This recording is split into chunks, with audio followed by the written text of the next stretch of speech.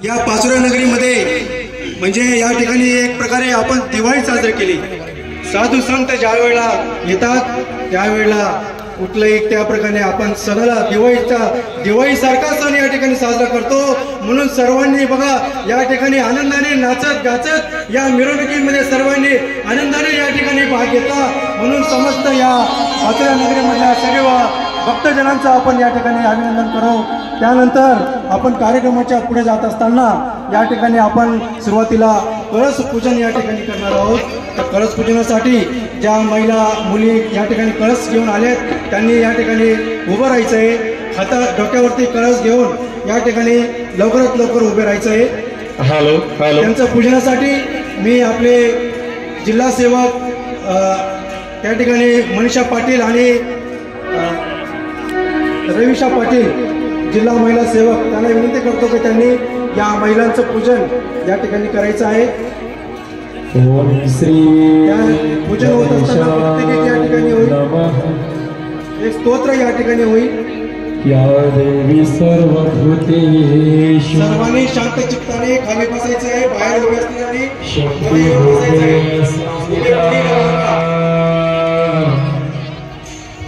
नमस्तस्ते नमस्तस्ते नमस्तस्ते नमो नमः सर्वमंगलमांगल्ये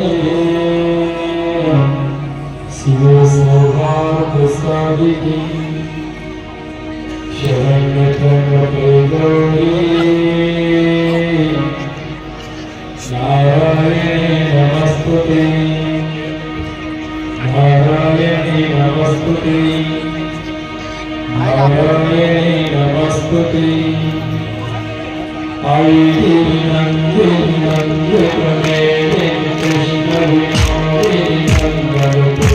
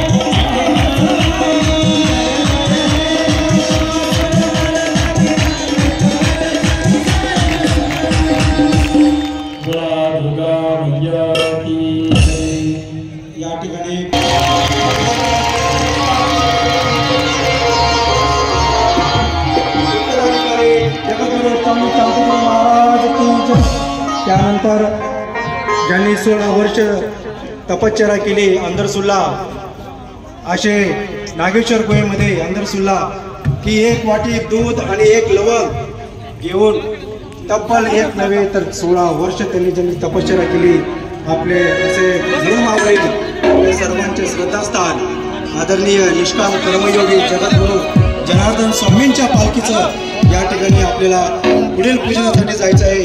तर मी पालखीच्या पूजनासाठी विनंती करतो की आपल्या या पाचोरा शहरातील श्री दिलीप पवार आणि श्री राजेंद्र पाटील या दोघांना मी विनंती करतो की त्यांनी स्टेजवर येऊन बाबाजींच्या पालखीचं पूजन करायचं आहे।